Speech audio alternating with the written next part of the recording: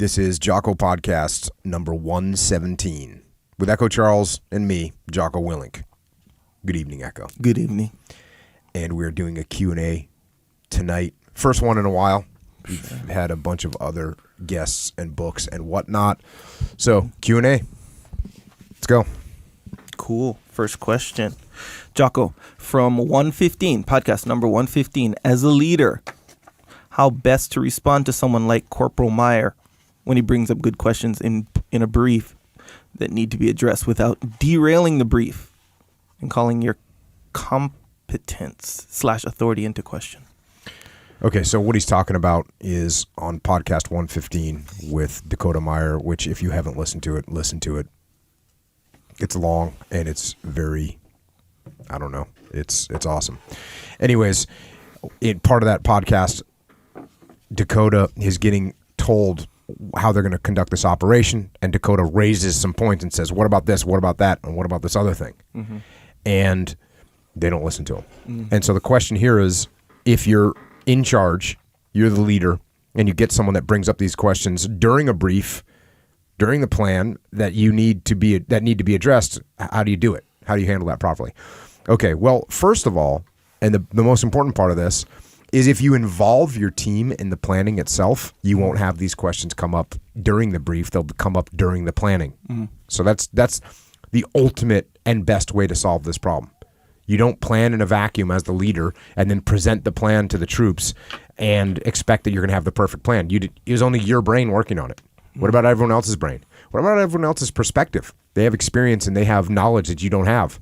So if you involve them in the planning, then they ask you those questions early and you figure out what the right answers to those questions are. Mm-hmm. So that's how you solve the problem right there.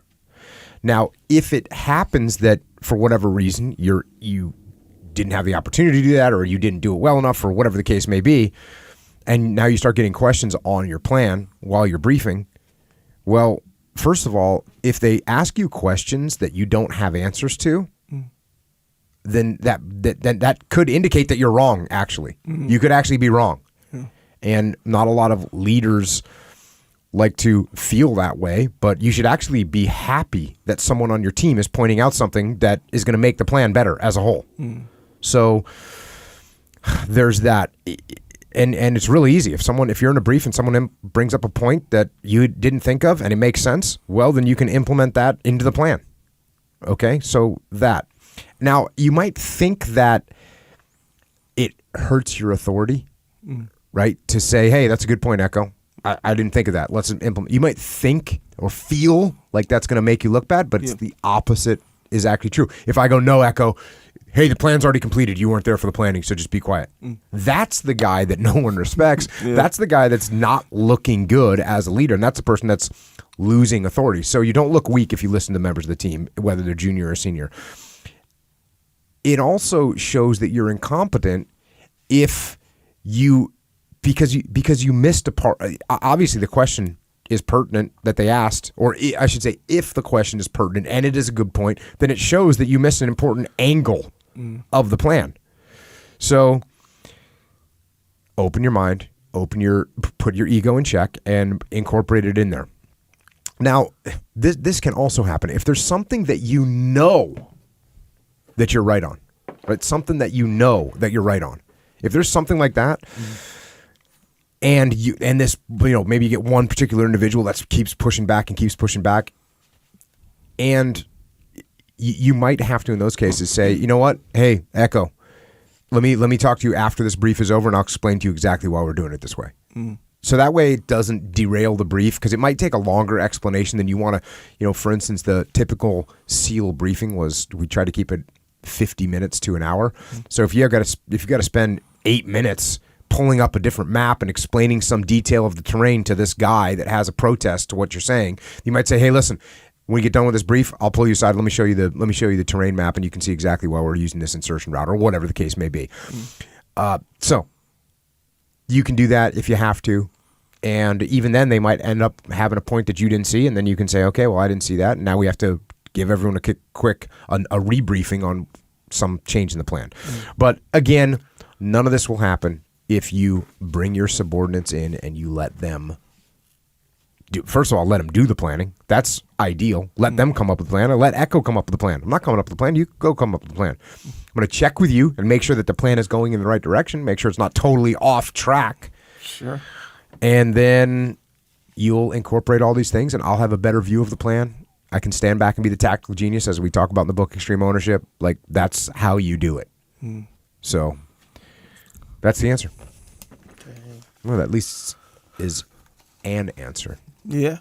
Maybe other people have other answers. Seems to make sense to me. Yeah, that's that hard. It's hard, right? When you it's one of those things you always got to be conscious of when you have a plan or whatever, and someone, for lack of a better term, pokes holes in it. Mm-hmm.